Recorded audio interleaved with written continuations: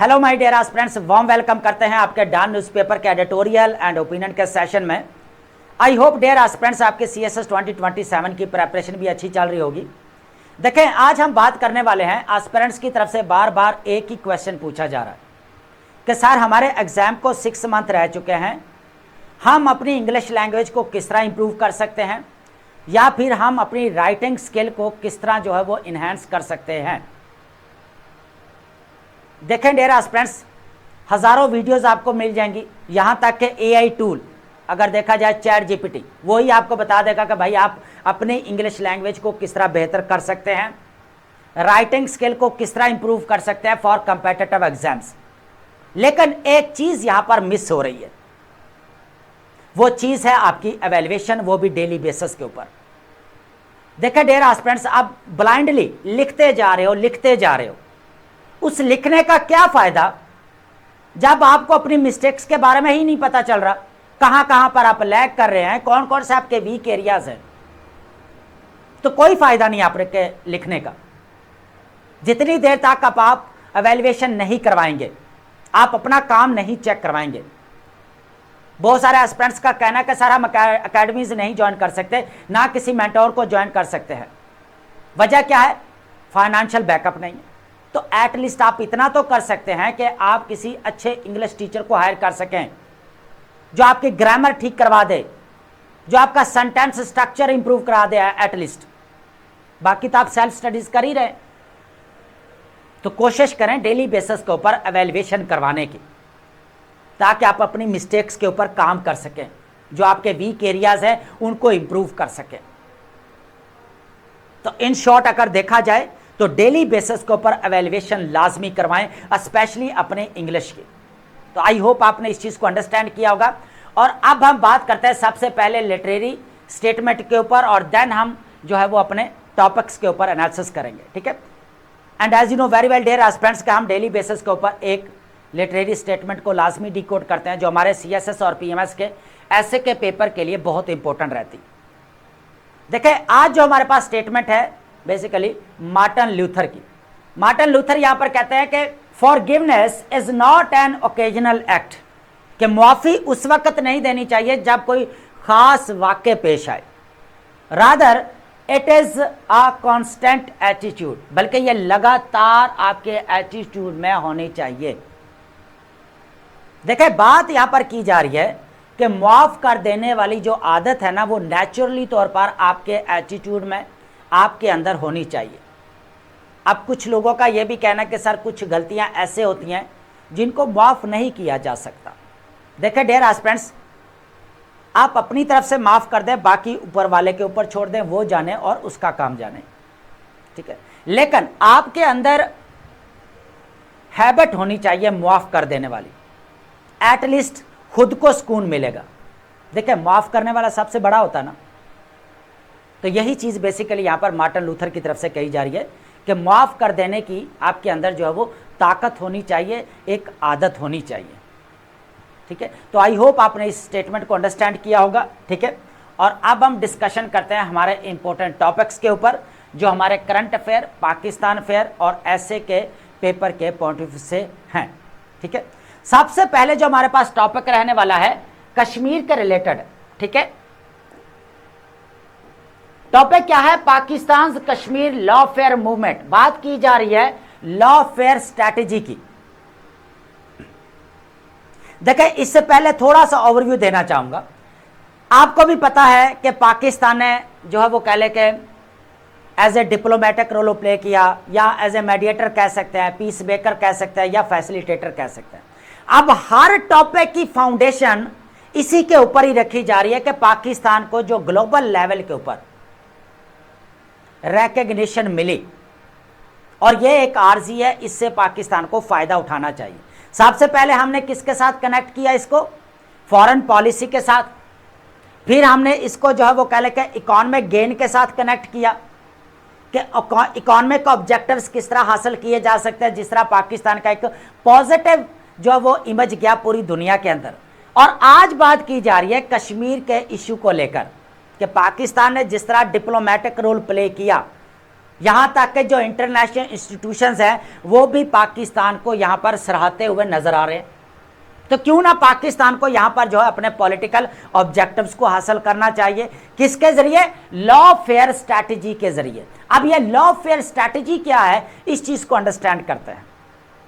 देखें, हम previous lectures के अंदर अगर देखा जाए तो एक ही बात करते आए हैं कि भाई पाकिस्तान अपने यूएनओ के अंदर जो है वो कह ले के वॉइस को रेस कर सकता है, लेकिन आज जो है हम एक डिफरेंट एंगल से डिस्कस करने वाले हैं और साथ में हमारे पास एग्जांपल्स भी हैं, ठीक है, कि पाकिस्तान किस तरह जो है लॉ फेयर स्ट्रैटेजी को अपना सकता है कश्मीर के मामले में। ठीक है, जो अभी कश्मीर इशू हमें डे बाय डे फेड होता हुआ नजर आ रहा है। ठीक है, इसको दोबारा जो है ग्लोबल लेवल के ऊपर किस तरह हाईलाइट किया जा सकता है। ठीक है, the jurisprudence of self determination deploying article 96। अब ये आर्टिकल 96 क्या है, इसको भी अंडरस्टैंड करेंगे यूएनओ के चार्टर का। ठीक है, और उसके बाद है ICJ, international court of justice advisory pathway for Kashmir. बहुत इंपॉर्टेंट टॉपिक है, इसको आपने नोट भी करना है। ठीक है, ये आप समझ रहे कि एक ओपिनियन दी गई है, इसके अंदर एक सजेशन दी गई है कि इस तरह जो है वो कह ले कि पाकिस्तान को जो है इसकी तरफ जाना चाहिए, लॉ फेयर स्ट्रैटेजी को जो है वो अडॉप्ट करना चाहिए। ठीक है, ये आप नोट कर सकते हैं। सेकंड पॉइंट है, आपको पता है कि बलूचिस्तान करने जमे देखने को मिल रहा है। ठीक है, जिस तरह बलूचिस्तान के अंदर हमें दोबारा जो अटैक्स देखने को मिले। ठीक है, asymmetric frontiers foreign intelligence sponsorship की बात की जा रही है, यहां पर cross border sanctuaries and provincial stability. ठीक है, ये भी इंपॉर्टेंट है, आप ये समझ लें कि ये हमारे पास एक एज ए केस स्टडी होगा। ठीक है, या एज ए एग्जाम्पल है जो आप नोट करेंगे। और नेक्स्ट हमारे पास जो टॉपिक रहेगा AI कब्स accelerate open source boom. ठीक है, बात यहां पर की जा रही है कि जो आपका यहां पर अगर देखा जाए तो चैट जीपीटी है या क्लाउड है जो एंथ्रोपिक का है।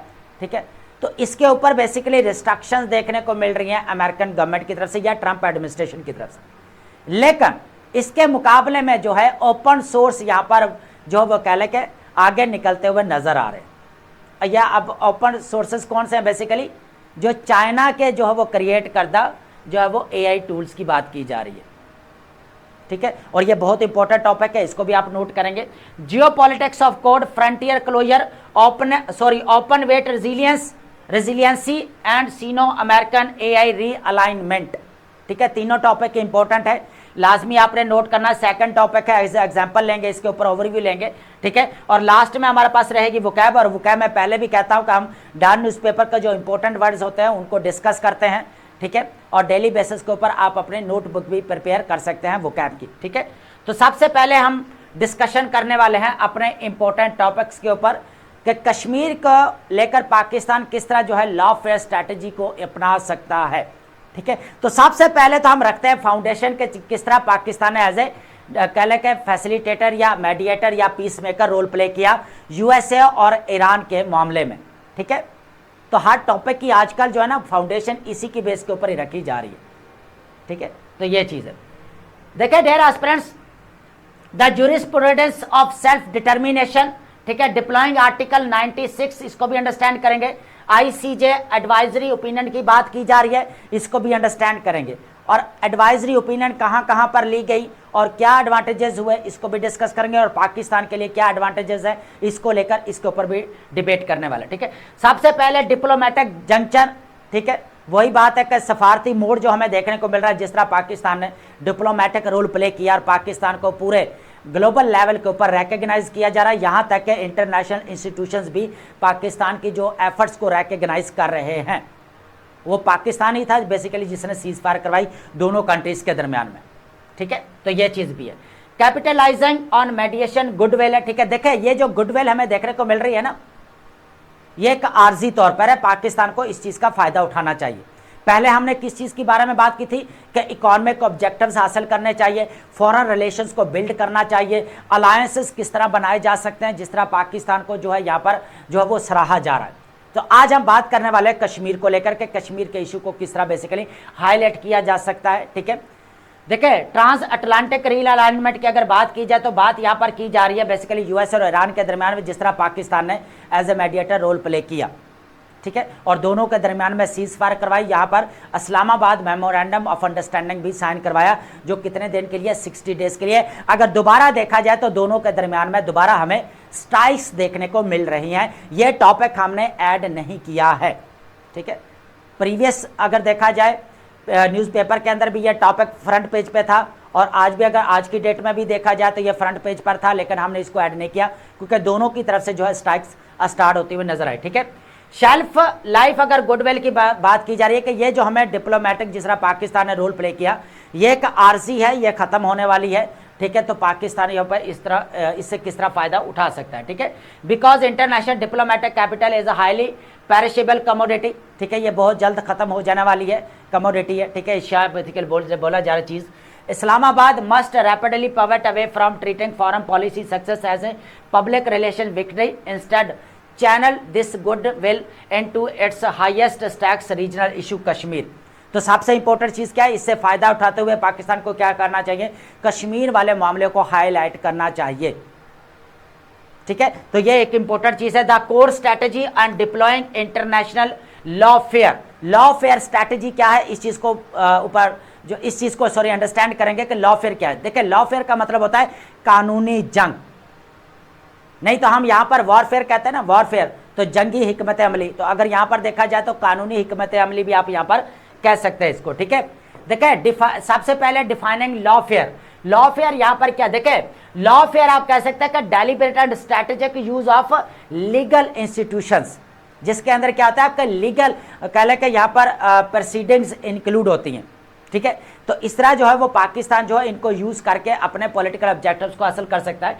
लीगल इंस्टीट्यूशंस है, फ्रेमवर्क्स है to achieve specific political and sovereign objects enabling smaller states के पास अगर देखा जाए तो क्या ही बचता है, आ जाके ये लॉफेयर स्ट्रेटेजीज है जिनको वो अडॉप्ट कर सकता है, ठीक है, इनको आगे लेकर चल सकता है। देखें, लॉफेयर अगर देखा जाए स्ट्रेटेजीज किसके जरिए हासिल की जाए, देखें इंटरनेशनल लॉ है, लीगल इंस्टीट्यूशंस हैं, आपकी कोर्ट्स हैं, इंटरनेशनल कोर्ट्स हैं, तो उसके जरिए पाकिस्तान को जो वो कानूनी जंग लड़नी चाहिए और इस इशू को हाईलाइट करना चाहिए ग्लोबल लेवल के ऊपर, क्योंकि पाकिस्तान के पास एक कह ले कि एक अपॉर्चुनिटी है, और ये कह ले कि गुडविल जो है वो आर्जी जो है वो अरसे के लिए इसका फायदा उठाना चाहिए, ठीक है।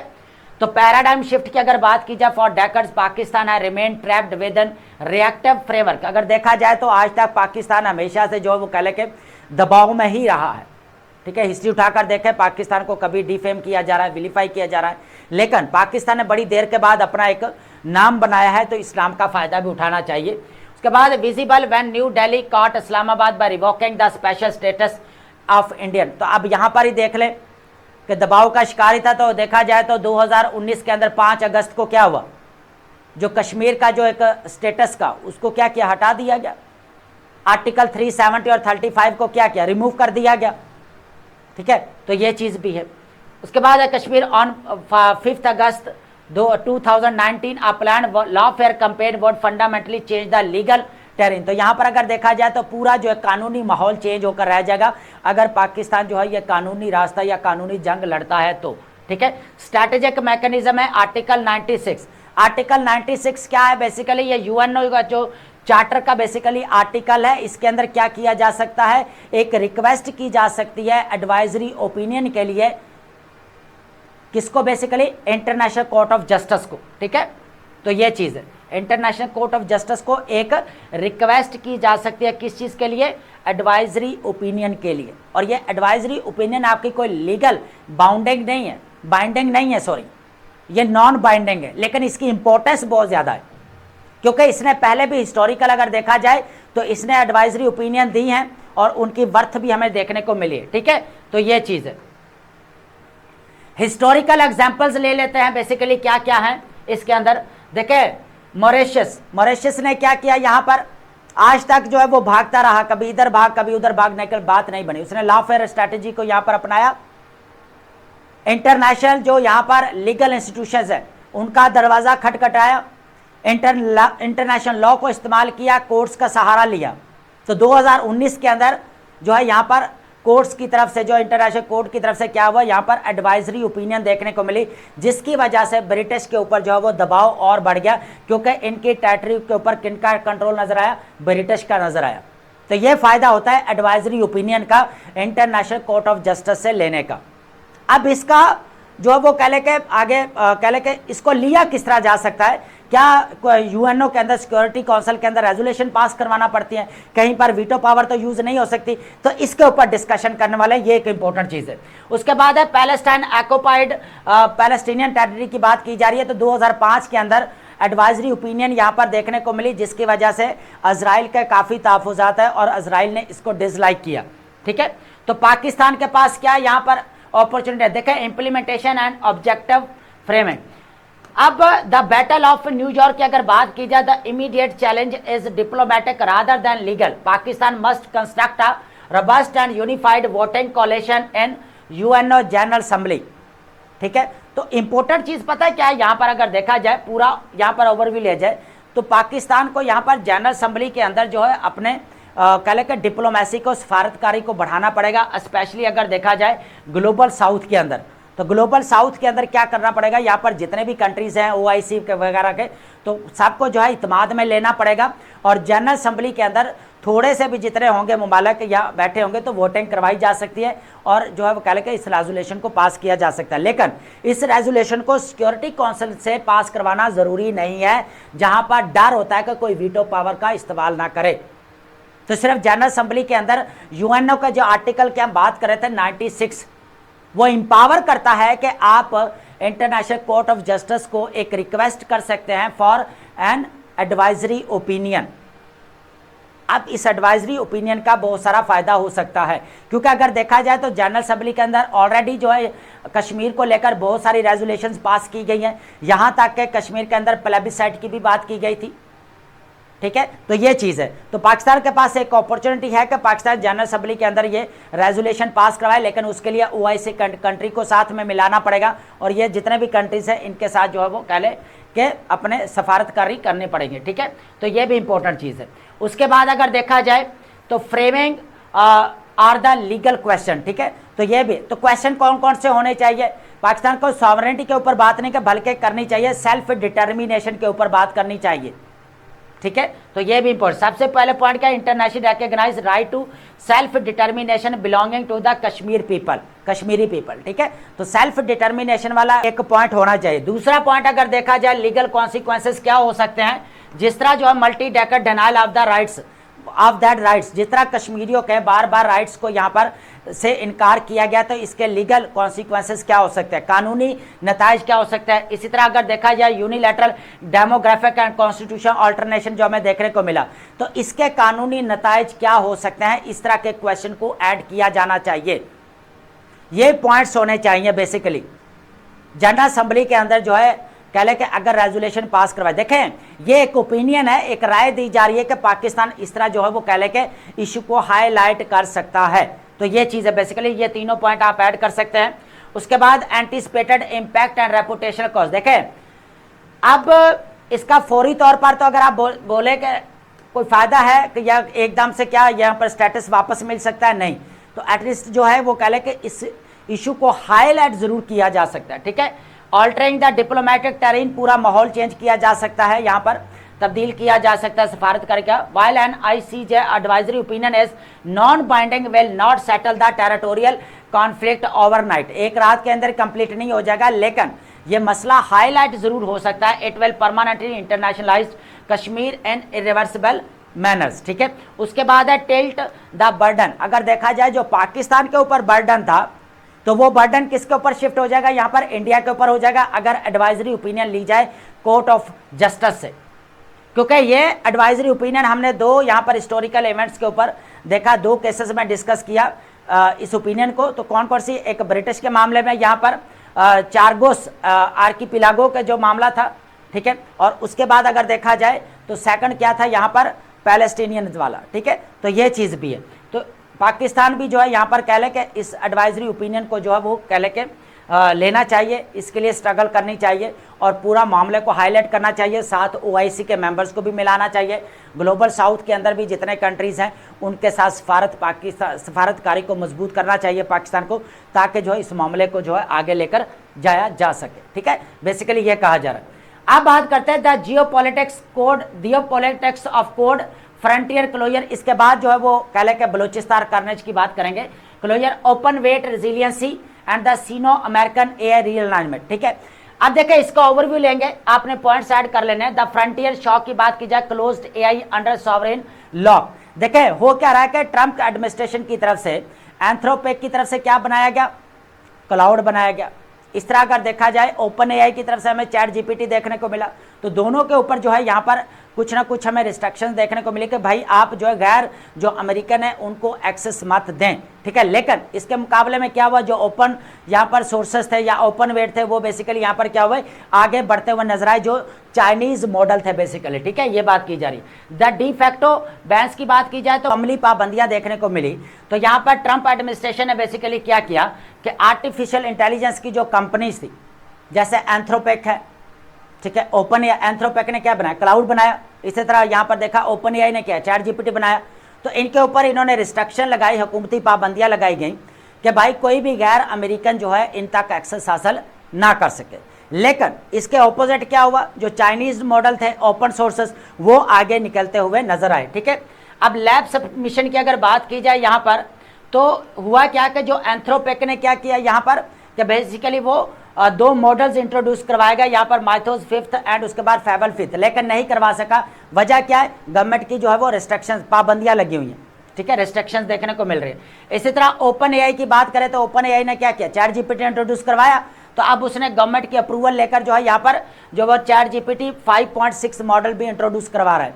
ठीक है, अब ये चीज़ है। उसके बाद अगर देखा जाए structural shift, closed ecosystem and decentralised resiliency की अगर बात की जाए, यहाँ पर देखिए रेजिलियंसी जो यहाँ पर हमें जो देखने को मिल रही है सिर्फ किसकी वजह से, चाइनीज मॉडल्स की वजह से। ठीक है, बाकी तो यहाँ पर अगर देखा जाए ट्रंप एडमिनिस्ट्रेशन ने तो यहाँ पर टोटली बैन कर दिया कि भाई इसके ऊपर पाबंदियां लगाओ ताकि कोई गैर अमेरिकन यहाँ पर यूज ना करे। ठीक है, सिंगल मॉडल ट्रैप, तो यहाँ पर यह भी कहा गया कि भाई पहले तो ये डर था कि भाई एक ही एआई जो हमें डिपेंडेंसी देखने को मिलती, लेकिन अब मल्टीपल यहाँ पर कह ले के एआई टूल्स हैं तो उनके ऊपर भी इन्हिसार किया जा सकता है। नहीं तो पहले तो हमें यहाँ पर सिंगल मॉडल ट्रैप ही देखने को मिलता था।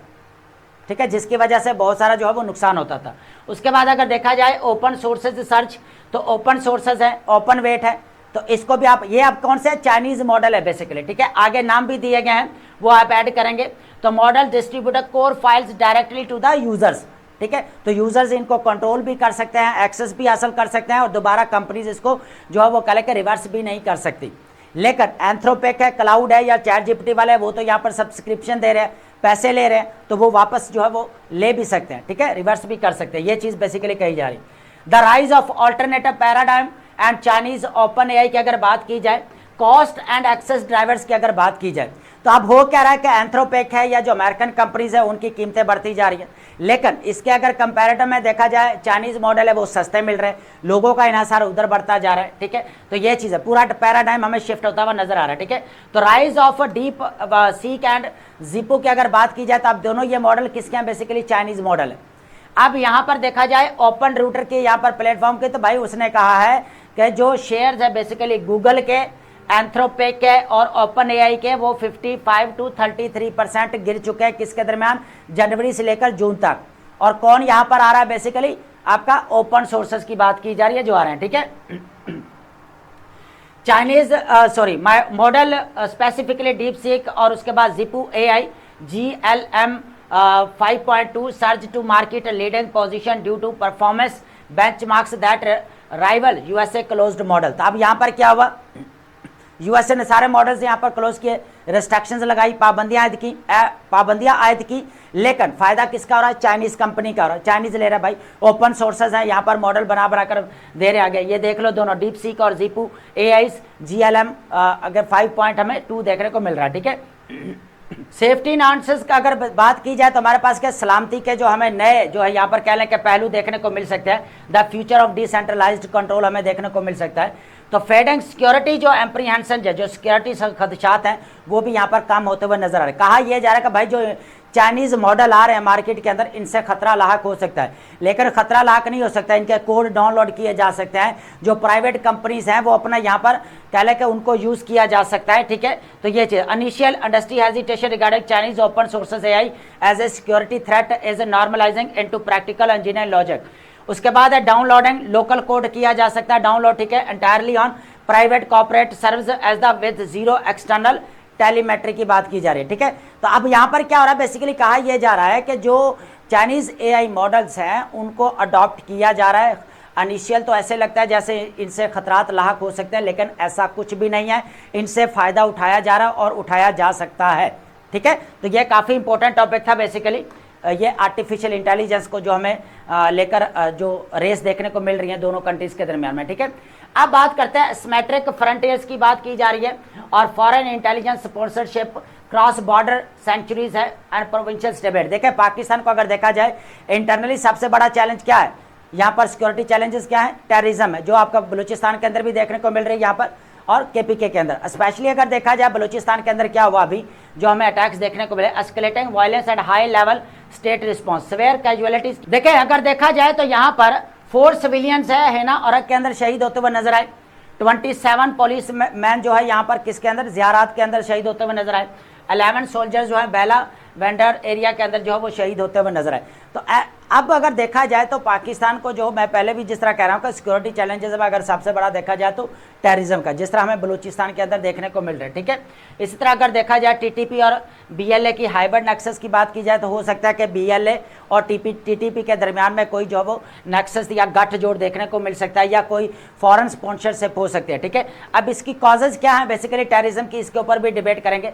आइडियोलॉजिकल अगर देखा जाए कन्वर्जेंस की बात की जाए तो इसके अंदर क्या हो सकता है कि अब दोनों तरफ से अगर देखा जाए जो बीएलए और टीटीपी है ये दोनों एक दूसरे के साथ जो है वो कनेक्ट हो सकते हैं, इनका गठजोड़ हो सकता है, ठीक है। Bloodshed highlights lethal operational landscape where two ideologically distinct banned outfits the religious extremist of the Tehreek Taliban Pakistan, उसके बाद ethnic separatist of the Baloch liberation army, ठीक है। ये सेपरेटिस्ट मूवमेंट देखने को मिल रही है और वो हमें यहाँ पर क्या देखने को, रिलीजियस एक्सट्रीमिज्म, ठीक है। तो ये चीज़ है।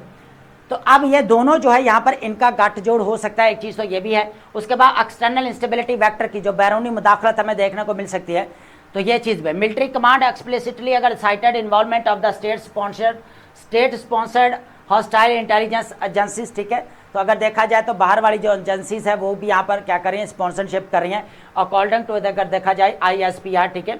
Pointing to India's historic interference and Taliban ruled Afghanistan sanctuary for the TTP, ठीक है। तो ये बात यहाँ पर की जा रही है, ठीक है। नेक्स्ट पॉइंट हमारे पास क्या रहेगा यहाँ पर, limits of the kinetic force and political imperative री एस्टैब्लिश्ड स्टेट रेट की अगर बात की जाए, दोबारा जो इसको दोबारा काम किया जाना चाहिए स्टेट रेट को। तो यहाँ पर क्या हो सकता है, while robust kinetic military operations remain essential to dismantle entrenched terrorist networks. जो जड़ तक यहाँ पर गए हुए नेटवर्क्स थे इनको यहाँ पर ख़त्म करना पड़ेगा।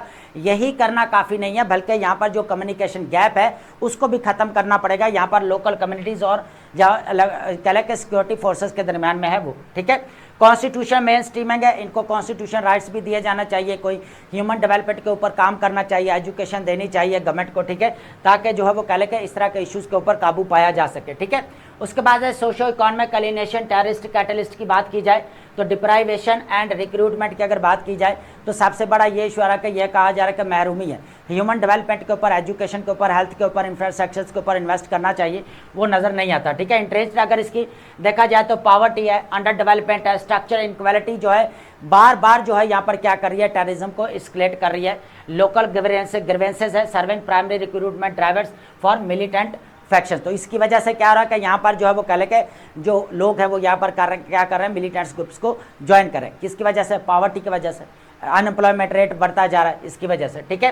तो ट्रांसपेरेंट रिसोर्स डिस्ट्रीब्यूशन भी है, तो जो रिसोर्सेज की डिस्ट्रीब्यूशन है वो भी ठीक करनी चाहिए। आगे जो प्रोविंशियल गवर्नमेंट है उसको चाहिए कि लोकल गवर्नमेंट को भी एम्पावर करे, वहाँ पर ह्यूमन डेवलपमेंट करनी चाहिए ताकि इन इश्यूज़ के ऊपर काबू पाया जा सके, ठीक है। तो ये बात बेसिकली यहाँ पर की जा रही है। तो आई होप आपने इस टॉपिक को अंडरस्टैंड किया होगा। इसका सिर्फ जस्ट हमने ओवरव्यू लिया था, ये हमारे पास जस्ट एग्जांपल ही रहेगी, ठीक है। अब हम बात करते हैं, हमारे पास है इंपॉर्टेंट वर्ड्स, ठीक है, इनको आप नोट करते जाएंगे। सबसे पहले हमारे पास वर्ड रहने वाला है फ्लरी। फ्लरी मीन्स क्या था, a sudden burst of activity, ठीक है। एक्साइटमेंट या कन्फ्यूजन आप ये भी कह सकते हैं, अचानक से भड़क उठना, ठीक है। कोई एक्साइटमेंट हो सकती है, कोई कन्फ्यूजन हो सकती है, या अचानक से हालचाल होना, ठीक है। तो सिमिलर मीनिंग क्या बनेगा, बसल या कमोशन। ऑपोजिट क्या बनेगा, काम या स्टिलनेस, ठीक है। सेकंड वर्ड हमारे पास रहेगा यहाँ पर बॉक्सम। बॉक्सम बेसिकली बोला जाता है हेल्दी वुमेन का आप बोल सकते हैं, यहाँ पर वोलेप्शुअस बोल सकते हैं या कर्वेशियस। उसके बाद ऑपोजिट क्या बनेगा, सिलेंडर या गाट, ठीक है।